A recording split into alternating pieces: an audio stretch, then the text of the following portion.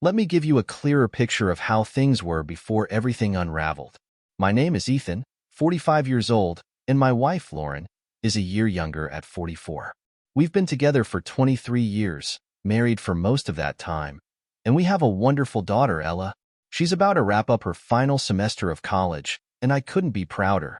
Ella has always been a source of light and pride for me. Smart, ambitious, and driven to make a difference. She's studying education, with plans to teach math, and I have no doubt she'll be incredible at it. As for my story, I grew up in a quiet Texas town where life revolved around the ranch.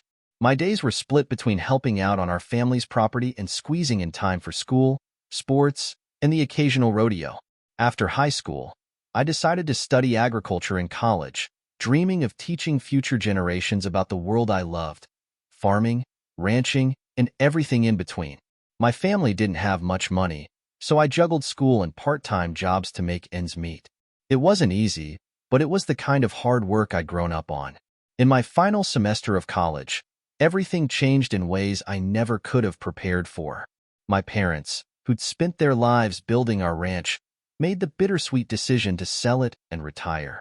They moved into a simple house in town, ready to enjoy a quieter life. But before they could settle in, tragedy struck. On their way home from my graduation, they were killed in a car accident.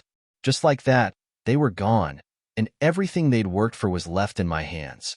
As their only child, I inherited the proceeds from the ranch's sale, about $400,000. I was stunned.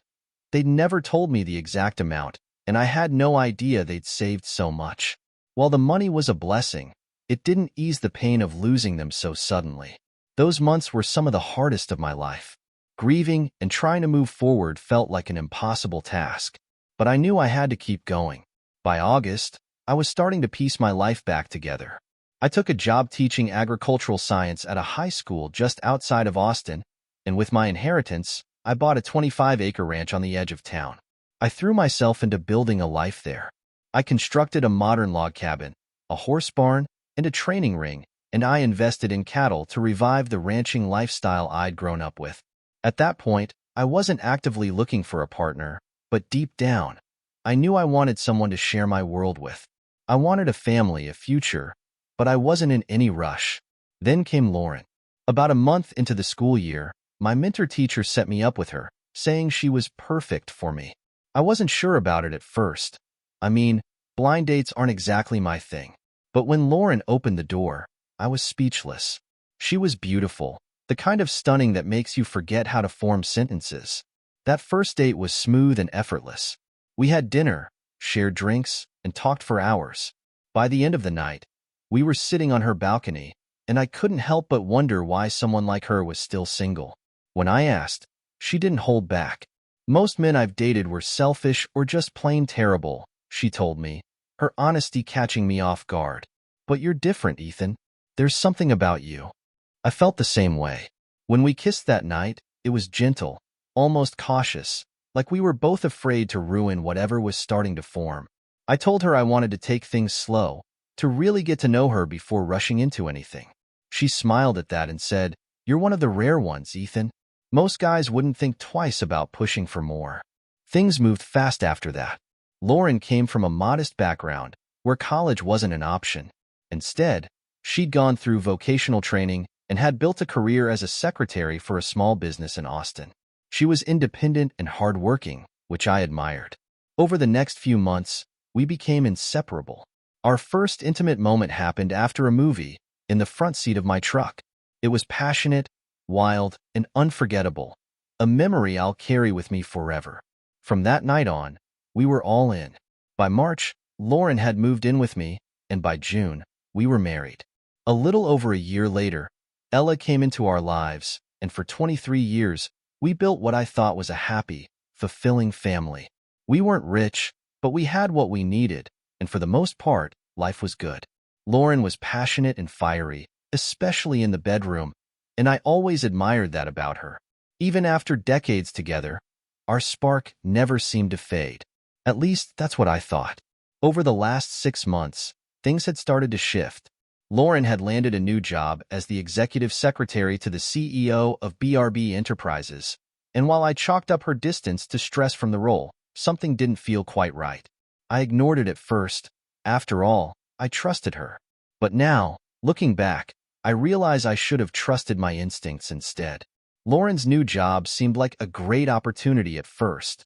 She'd been hired as the executive secretary to Henry Mitchell, the owner of a manufacturing firm specializing in high-end electronics for government contracts. The man was clearly wealthy, and judging by the confidence Lauren had in her boss, his business was thriving. She'd often gush about how much she enjoyed the job and how professional Henry was. At first, I didn't think much of it, but as her admiration for him grew, so did a small knot of unease in my gut. That feeling only worsened when I finally met him. Henry Mitchell was 58, balding, and carried the kind of weight that screamed wealth and comfort rather than hard work. Standing next to him, I felt like a model straight out of a catalog. When I half-jokingly asked Lauren what she found so impressive about the man, she laughed and reassured me in that sweet tone she always used. "Oh, Ethan, no one could ever hold a candle to you, babe," she said with a smile. Her words, and the affection she still showed in our private moments, eased my mind. For a while. But then the business trips started. At first, they were rare, just a day or two here and there. Then they became more frequent, stretching into 2 or 3-day trips. When I questioned her about them, she brushed it off, saying it was part of her job. "Henry's got a lot of responsibilities, and I need to be there to handle the details," she'd explain. She insisted that they stayed in separate accommodations, and that these trips were strictly professional. Lauren always sounded so confident and logical, and I had no reason not to trust her. So I let it go. That is, until one Friday, a day I'll never forget. I'd just gotten back from teaching and went straight to the barn, as I often did, to clear my head and tend to the horses.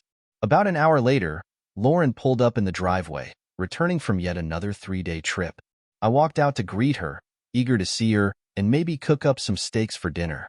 She stepped out of the car, looking tired, and gave me a quick nod before heading into the house.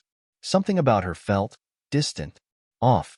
When I joined her inside, I grabbed a beer from the fridge and asked if she'd prefer a beer or a glass of wine. She said wine would be lovely but wouldn't meet my eyes, instead staring at the floor. Her unease was palpable. I poured her a glass and set the bottle next to her. Finally, she looked up at me, and I could see the worry etched across her face. After exchanging a quick kiss and a half-hearted hug, I asked her what was wrong. "You seem upset, Lauren. Did something happen?" Without answering, she drained the glass in one gulp and poured herself another. Her actions betrayed an inner turmoil that she could no longer hide. I tried to comfort her, telling her that whatever it was, we could handle it together. "It can't be that bad, Lauren," I said, trying to coax her into opening up. She sighed deeply, her hands trembling slightly as she held the glass. "Ethan," she started, her voice thick with emotion, "I need you to listen to me, and please, don't interrupt. I have to say this."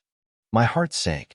I could tell, even before the words came, that my life was about to change forever. "I love you, Ethan. I love you with all my heart, and this isn't about you being a bad husband, father, or friend. You've been the most amazing man I've ever known." Her words were cutting in their kindness, like a warm blade slicing through my chest. I stayed silent, waiting for her to continue, though my mind raced ahead. "I've decided to file for divorce," she said bluntly. "I'm leaving tonight. Your suspicions about Henry and me, they're true. We've been having an affair for 5 months now. He's fallen in love with me, and she paused, searching for the right words. "I've chosen to be with him. Once the divorce is finalized, we plan to get married." Her words hit me like a sledgehammer, but she wasn't finished. "I'll leave everything to you. The house, the ranch, all of our possessions. I'll only take my clothes and personal items. I don't want this to be messy, Ethan. Let's just keep it as simple as we can." I stared at her, the anger bubbling beneath my shock. "Go ahead," I said, keeping my voice as even as possible, though I could feel the hurt burning in my chest. Lauren pressed on. "I'll file on the grounds of irreconcilable differences. It doesn't have to get ugly. I just want it to be over quickly." She paused, finally giving me a chance to speak. "Do you love Henry?" I asked, My voice calmed despite the storm inside me. I respect him, she said hesitantly. He's intriguing. Maybe in time, I'll love him. Does he satisfy you more than I do? Was I not enough for you, Lauren? She shook her head vehemently. No, Ethan. You've always been an incredible lover. You've always satisfied me. This isn't about that. Then why? Why are you throwing away everything we've built? Our family, our marriage, our life? Lauren sighed again, looking down at her wine glass. Henry, he treats me like I'm his queen. He gives me extravagant gifts and promises a life of ease. Fancy cars, world travel, designer clothes, fine dining. It's a life I never thought I'd have. And he wants me to share it with him. So it's about money, I said coldly, unable to hide the bitterness in my tone. You're trading me in for a man with a bigger bank account. There's a word for women who do that, Lauren, and it starts with app. Her face crumpled as tears welled up in her eyes. It's not like that, Ethan, she protested, her voice breaking. I never meant to hurt you, but I can't pass up this chance. I stood there, staring at the woman I'd loved for over 2 decades, the mother of my child, and I felt my heart shatter. Lauren, I said, my voice heavy with emotion. You have no idea how much pain you've caused me. I gave you everything, 23 years of love, dedication, and sacrifice. I thought we had a good life, but apparently it wasn't enough for you. Apologizing for not living up to her expectations, I told her I needed time alone. I walked out to the barn and sat on a bale of hay, trying to process what had just happened. The weight of her betrayal, her greed, and her willingness to abandon everything we'd built together crashed over me like a wave. I felt an overwhelming surge of emotion, anger, grief, and utter disbelief. This time, the tears came uncontrollably, rolling down my face as I sat there in the barn. I almost didn't recognize myself. I rarely cried. My father had always drilled into me that real men don't shed tears, no matter what. But in that moment, the floodgates opened. The despair was unlike anything I'd ever felt before. My mind churned with questions I couldn't answer. What did I do wrong? Was this my fault? Could I have changed something to prevent this? Each thought was a dagger to my chest, and I realized that this moment would be the last time Lauren would ever bring me to tears. That thought, strangely enough, provided some small comfort amid the pain. Lauren must have sensed something, because a few minutes later, she walked into the barn. She stopped when she saw me, and her face twisted with shock. "Oh my God, Ethan," she said, her voice trembling. "What have I done? I've never seen you cry before. Have I hurt you that much?" Her words were full of regret, but they only fueled my anger. "Well, Lauren," I began, my voice laced with bitterness, "you walk in, drop this bombshell out of nowhere, and tell me you're wrecking our marriage, tearing apart our family, and moving out. Then, to make it worse, you admit you've been sleeping with another man for 5 months. And on top of all that, you claim it's because I didn't make enough money for you. But you say you still love me? Honestly, it doesn't seem like love means much to you anymore." Lauren's lips quivered, but she pressed on. "Ethan, I have to go. Henry and I are flying to Paris early tomorrow morning. We'll be gone for a few days, and when I return, I'll start the divorce proceedings immediately. It's better this way." Her cold determination infuriated me. "You're in such a hurry to throw away 23 years of marriage? Did it ever cross your mind how Ella will feel about all this?" "I'll call her tonight," Lauren said flatly. "She'll understand. Henry already promised to buy her a brand new Mercedes and pay off all her college loans, including the ones you took out." I felt my blood boil. "No thanks, Lauren. I can handle my loans just fine, and I highly doubt Ella can be bought like you've been. You should know better." She looked at me with a strange expression, something between guilt and defiance, but she said nothing. Finally, I gestured toward the door. "You'd better leave now, Lauren. But know this. Once you walk out that door, it's over. Don't come crawling back when this blows up in your face. And make sure to keep your sugar daddy happy tonight." For a moment, I thought she might hesitate, might reconsider her decision. But instead, she just said, "Goodbye, Ethan. I love you, and I'll miss you." My reply was soft, almost automatic. "I love you too, Lauren." And then she was gone. I sat there in silence for a while longer, the tears returning as I tried to process everything. Eventually, I stood and turned to my two horses. "Well, ladies," I said, attempting a weak smile, "looks like you're the only loyal females left in my life." I patted their necks, and they nuzzled me in response. Somehow, their simple, unconditional presence was comforting. When I finally made my way back to the empty house, I grabbed another beer and collapsed on the couch. About an hour later, my phone buzzed. It was Ella. "Dad, are you okay?" she asked, her voice full of concern. "Mom called me. Has she completely lost it? What is she even thinking?" "She's hooked up with a sugar daddy," I replied, the bitterness creeping into my tone. "She's convinced his money will make her happy." "That's garbage, Dad," Ella shot back. "She actually tried to convince me that he'd be a great stepdad, promised me a new car, and said he'd pay off my loans. I told her to shove that car where the sun doesn't shine." That made me laugh, a real laugh for the first time all day. "Good girl," I said, feeling a little lighter. We talked for a while, and her support lifted my spirits. She made it clear she wanted nothing to do with Lauren's new life, or her so-called sugar daddy. By the time we hung up, I felt a flicker of hope. After a few more beers, I dozed off on the couch, but my sleep was restless. I had a series of unsettling dreams, one of which I'll never forget. In it, I stumbled into a women's dressing room at a mall, only to find Lauren servicing Henry. She looked up, saw me, and laughed before continuing, completely shameless.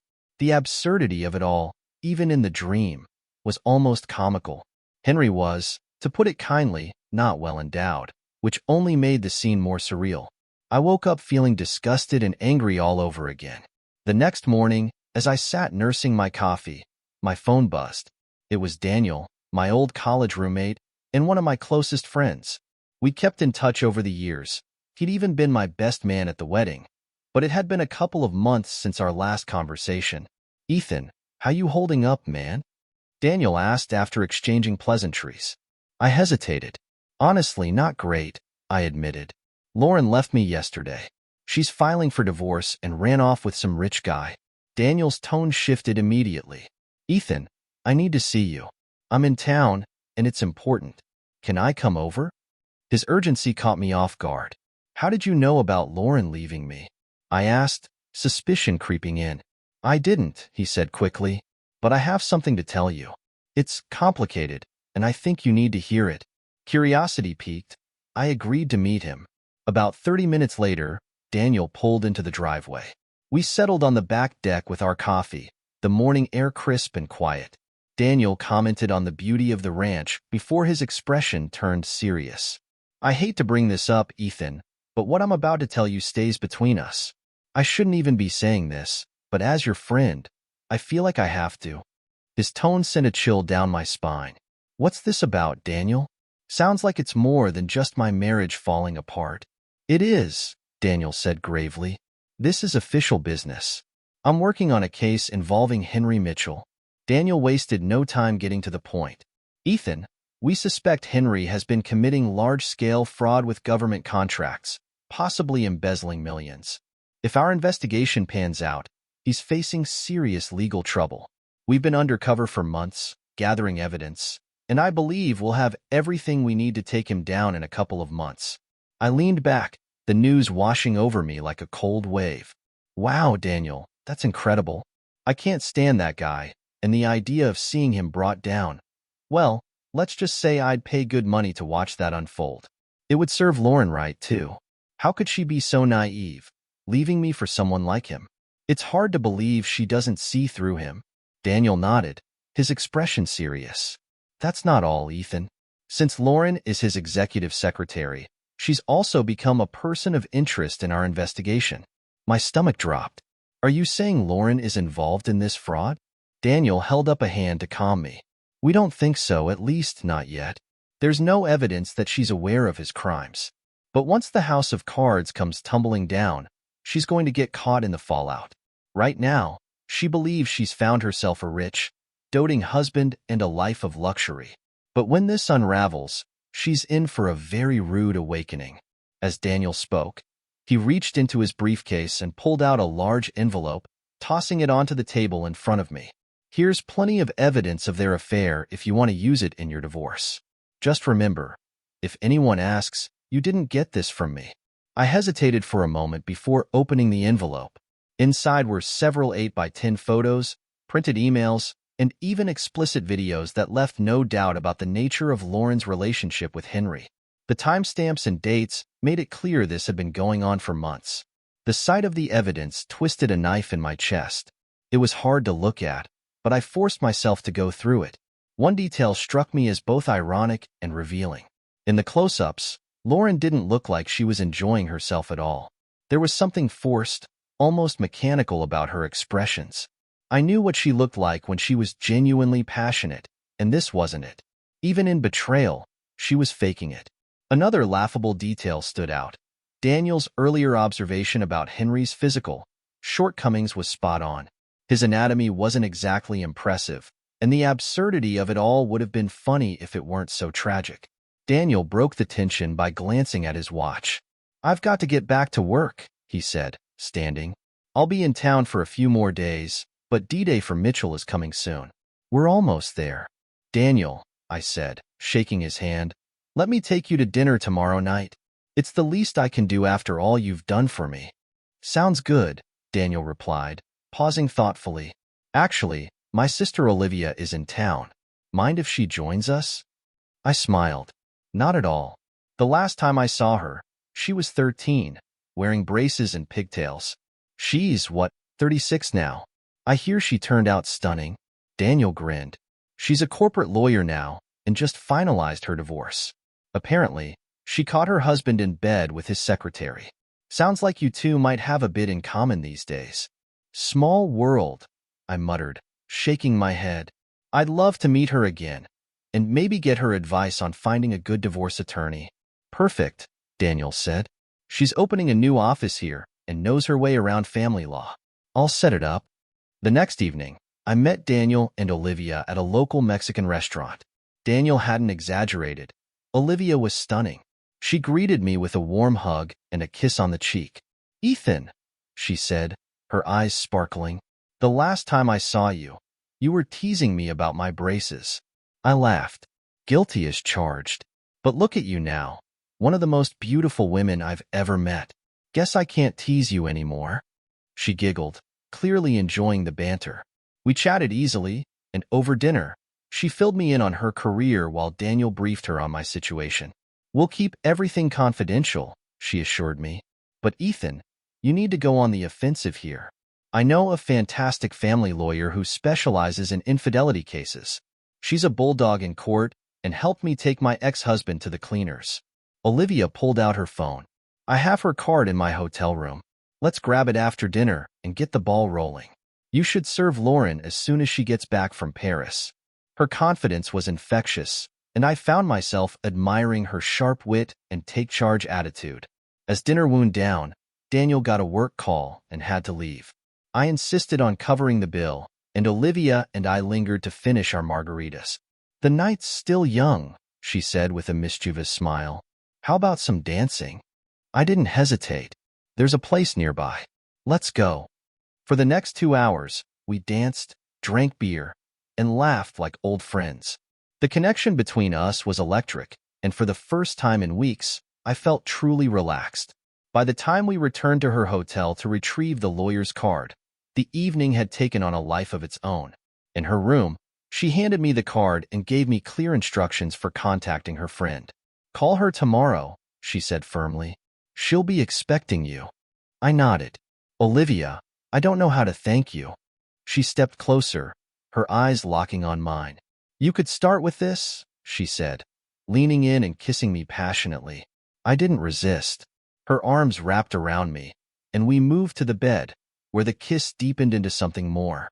For a few minutes, nothing else existed but her warmth and the comfort of feeling wanted again. When we finally came up for air, we both smiled, breathless. As we paused for a moment, I couldn't help but confess, "Olivia, I've wanted to kiss you since the moment I saw you yesterday." Her face lit up with a smile, and she replied, "Well, Ethan, I've been thinking the same about you. You're handsome, kind, and frankly, a breath of fresh air. That was all the encouragement I needed. We resumed kissing, the passion between us growing stronger. Our hands began to explore each other, and I felt her touch through my jeans. My body responded immediately, but just as my hands slipped under her blouse, I stopped. "Olivia," I said, catching my breath, "maybe we should slow down. I don't want to take advantage of you, especially since your divorce is so recent. I want to be sure this is what you want." She tilted her head and smiled at me, her confidence shining through. "Ethan, I'm a grown woman. I know what I want, and I'm here because I'm deeply attracted to you. If anything, I might be the one taking advantage of you." Her honesty was disarming, and I couldn't help but laugh. As we lay on the bed, she shared a deeply personal moment. "You know, when I first found out about my ex's affair, I blamed myself. I wondered if I wasn't enough, if there was something wrong with me. But over time, I realized that it wasn't my fault. I'm smart, confident, and attractive. His betrayal was his weakness, not mine." She paused, looking at me seriously. "I hope you don't blame yourself for what Lauren did. It wasn't you, Ethan. You didn't fail her. She made her choices." Her words resonated deeply. I admitted that I'd been grappling with those same doubts, questioning whether I'd been a bad husband who couldn't meet Lauren's needs. "But spending time with you tonight," I said, "has reminded me that I was a good husband, father, and partner. Lauren's decisions aren't a reflection of my worth." We spent the rest of the night mostly cuddling, the comfort of her presence soothing my frayed emotions. The next morning, I woke up with her still in my arms, feeling a sense of peace I hadn't felt in weeks. Over breakfast, I invited her to join me for lunch and horseback riding at the ranch. She eagerly agreed, and we spent the day together. Olivia had a natural connection with the horses, and seeing her laugh and enjoy herself lifted my spirits. Later, we ended up on the couch, and things heated up again, but we kept it to a heavy make-out session. It felt good to take things slow and let the connection between us grow naturally. By Monday, I was ready to tackle my divorce head-on. I met with Sophia, the attorney Olivia had recommended. She was sharp, assertive, and clearly disgusted by Lauren's behavior. "Let's file for divorce on the grounds of infidelity and abandonment," Sophia suggested. She laid out a clear plan.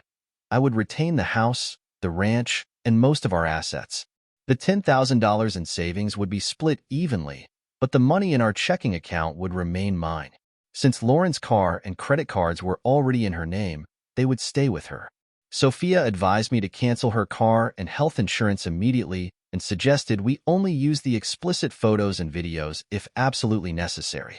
Sophia asked when Lauren was expected back from Paris. "Thursday morning," I replied, handing over the forwarding address Lauren had left for mail. Sophia assured me the papers would be served as soon as she returned. Thursday morning came, and around 10:30 a.m., my phone rang. It was Lauren. Her tone was sharp, laced with confusion and irritation. "Ethan, why did I just get divorce papers? I thought we agreed you would file for divorce." "I never agreed to anything, Lauren," I replied calmly. "I'm just helping you get what you wanted quickly." Her voice rose as she pressed me about the content of the papers. "Infidelity and abandonment? We can just say irreconcilable differences. There's no need for this." I responded dryly. "We can adjust the language, but let's not pretend this wasn't your doing. You made it clear you wanted this." Lauren sighed, suggesting a settlement. "Look, Ethan, I'll have Henry's lawyer review the updated papers. If he approves, I'll sign them." Sophia wasn't surprised by this turn of events. She prepared the revised documents and noted that Henry's lawyer, a corporate attorney with little experience in divorce law, would likely advise Lauren to sign without much fuss. Sophia was right. By Friday afternoon, the signed papers were back in her office. I stopped by on my way home from work to add my signature. The divorce would be finalized in 60 days. That evening, I called Olivia to thank her for her help and invited her to dinner near her new office. We spent a pleasant couple of hours talking. She sensed I needed to decompress and was a great listener, but we agreed to save anything more intimate for Saturday night. Later that night, Lauren called me. Her tone was softer than I expected, almost hesitant. She expressed concern about how I was holding up and admitted she no longer had the right to use terms of endearment with me. I just want to know if you're okay, she said, her voice carrying a mix of guilt and worry. I was firm but measured. Lauren, I'll survive, I said plainly. What you did hurt me more deeply than I can put into words. But at this point, it doesn't matter. You made your choice. You got what you wanted, and unfortunately, I wasn't it. Lauren's voice cracked as she responded. Ethan, I never meant to hurt you. I still love you. I always will. Her words felt hollow, but I remained calm. Lauren, love means nothing without loyalty and respect. And you threw those out the window a long time ago. I then outlined the practical details of our settlement. I'll be canceling your car and health insurance by next Friday. That should give you enough time to get your own coverage in place. She thanked me quietly, adding, Henry will take care of everything. I'm not worried, I replied, my tone clipped. I just wanted you to know. As the conversation wound down, Lauren said goodbye, but not before expressing her lingering regret. I hope you don't think I'm a terrible person for what I've done. I had to follow what I thought was right for me at the time. I still love you, Ethan. I'll always love you. Her words stirred something deep within me, but I didn't let it show. Goodbye, Lauren, I said simply. I hope your new life works out. I hung up before she could say anything more, feeling a strange mix of finality and sadness. It was time to move forward. I had no doubts that Olivia would play a significant role in the life I was beginning to rebuild. On Saturday evening, Olivia arrived at my house at 6 o'clock sharp. She looked stunning, absolutely breathtaking. Standing about 5 feet 9 inches, with long blonde hair that fell in soft waves and a figure that seemed sculpted by the gods, she was mesmerizing. Her red dress hugged her curves perfectly, revealing just enough to ignite my imagination. As she smiled at me, her full lips seemed to beg to be kissed. Dinner on the deck, overlooking the ranch, was perfect. We dined on a meal I'd prepared, shared a bottle of wine, and spent hours talking, laughing, and flirting. Olivia leaned in close at one point, her eyes smoldering. If you don't take me to bed soon, cowboy, I might just explode. I didn't need to be told twice. With a grin, I scooped her up in my arms and carried her to the bedroom. We wasted no time shedding our clothes and indulging in the electric connection that had been building between us for weeks. That night, everything felt right in a way I hadn't experienced in years. Over the following weeks, Olivia and I grew even closer. She stayed at my place more often than not, and while I suggested she move in, she preferred to wait until my divorce was finalized. Still, she often spent the night in my bed, and I found myself thinking more and more about the future we could build together. 5 days before the divorce was official, Daniel called with an update. Ethan, we're about to make our move on Mitchell. Everything he owns will be seized. We've got the evidence we need to nail him. What about Lauren? I asked, not out of concern, but curiosity. She'll be questioned, Daniel said, but it looks like she's in the clear. That said, her financial support is gone. She's in for a rough ride. That's her problem now, I replied, shrugging off any lingering sympathy. Daniel chuckled. Ethan, I've got to tell you, Olivia is thrilled about you too. She was devastated after her divorce, and you've really brought her back to life. Any chance you'll be my brother-in-law someday? I hope so, I admitted. It depends on whether she wants me to. But I'll tell you this, I've fallen in love with your sister.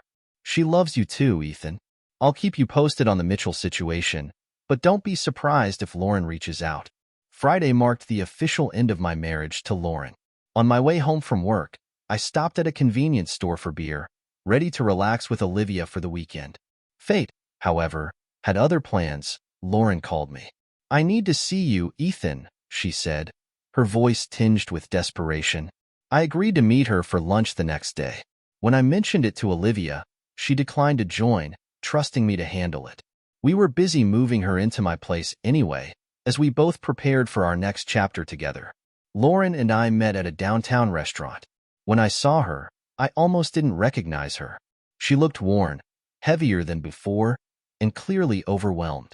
The recent media coverage hadn't been kind. Her name had been linked to Mitchell as his mistress, and the public scrutiny was taking its toll. People stared as she entered, so I suggested we sit outside where we could have some privacy. We started with small talk, but soon, Lauren broke down in tears. Leaving you was the biggest mistake of my life, she confessed. I realized it a few weeks after moving in with Henry. At first, it was exciting, but the money didn't mean anything.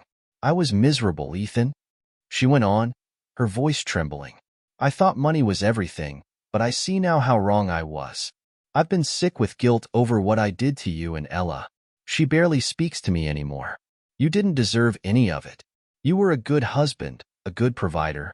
I listened quietly, my emotions held in check. Thank you for saying that, Lauren. But the truth is, you weren't happy with me. If you had been, you wouldn't have left. Tears streamed down her face. I was happy with you, Ethan. Henry manipulated me. He seduced me with promises of wealth and convinced me to leave.